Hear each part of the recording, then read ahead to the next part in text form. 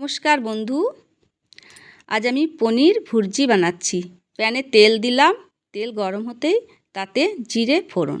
জিরেটা ফোড়ন ভাজা হয়ে গেলে পেঁয়াজ কুচি ভাজা ভাজা করতে করতে ওর ভিতরে কয়েকটা কারি পাতা দিয়ে দিলাম ভালো গন্ধ আসার জন্য। একটু ভাজা হয়ে গেলেই তার ভিতরে দিয়ে দিলাম টমাটার কুচি, ওর মধ্যে দিলাম নুন হলুদ পরিমাণ মতো দিয়ে ভাজতে ভাজতে যখন ভাজা ভাজা হয়ে আসবে তখন বারিক কাটা ক্যাপসিকাম কুচি, এটা দিয়ে ভাজতে ভাজতে কাদুকস কষা হওয়া গাজর দিয়ে দিলাম। বেশ ভালো করে ভাজতে ভাজতে যখন এগুলো নরম হয়ে আসবে তখন এর ভিতরে আমি দিলাম মিট মশলা, MDH মিট মশলা। এটা দিলে খুব ভালো টেস্ট হবে। এর ভিতরে গরম মশলা গুঁড়ো আছে, সেই জন্য আলাদাভাবে আমি গরম মশলা গুঁড়ো দিলাম না।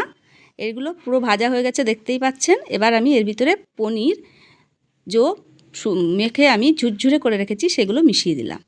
এবার নাড়তে নাড়তে পনির এর সঙ্গে যখন মিক্স হয়ে যাবে তৈরি হয়ে গেল পনির ভুর্জি।